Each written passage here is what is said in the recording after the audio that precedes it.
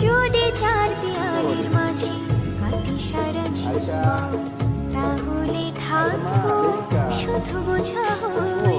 শিক্ষাময় মুক্তি দেবে মুক্তি,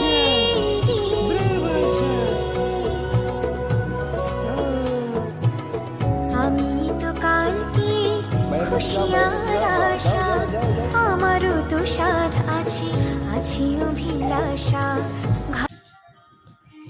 এই সাফান, তুমি কি করো? হ্যাঁ, এত দুষ্টুমি করো?